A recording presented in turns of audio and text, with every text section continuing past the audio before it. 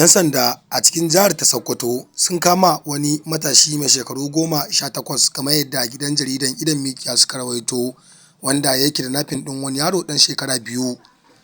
Wannan labari ya yi matuƙar tada hankalin mutane da dama, sannan kuma ya ɗauki hankalin mutane da dama a kafafen sada zumunta. Zamani ya canza, rayuwa ta juya, yadda yaro ƙarami ya yi kidnapping ɗin yaro ɗan shekara 2. A yanzu haka mun zo muku da cikakken rahoton da kuma bayani dalla-dalla tattare da yadda abin ya kasance a garin Sokoto. Ga dai cikakken rahoton nan kai tsaye yana zuwan maka a cikin wannan tasha tamu mai albarka yanzu ba tare da ɓata wasu lokuta ba.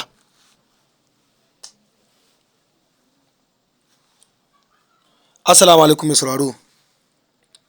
Barka da zuwa wannan tasha tamu mai suna Kano Hausa News TV. To da Allah in wannan zuwan ka ne na farko, ka daure ka dangwala mana subscribing, kana ka danna mana alamar ƙararrawa. Domin hakan shine zai baka damar samun cikakkun bidiyoyin mu daɗaɗa kuma zafafa akan lokaci da zarar mun ɗora. Mun gode da kallon wannan tasha tamu mai suna Kano Hausa News TV da kuke yi a koda yaushe. Godiya ta musamman ga dukkan masu sauraron mu a cikin wannan channel ɗin tamu mai ɗimbin albarka.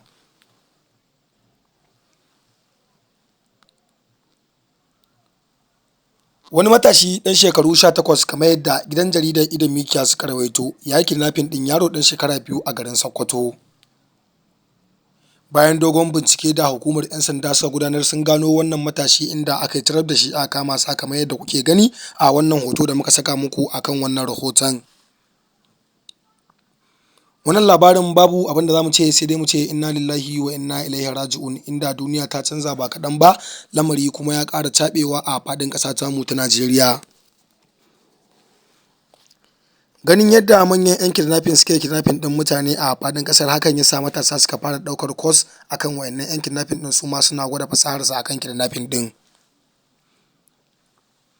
Muna fatan Allah subhanahu wata'ala ya kawo mana sauƙin wannan abu da ke faruwa a faɗin ƙasar tamu ta Najeriya, ya taimake mu, ya taimaki addinin mu musulunci gabaki ɗaya. Menene ra'ayinka tattare da wannan rahoto da muka maka tattare da wannan labarin kidnapping na matashi?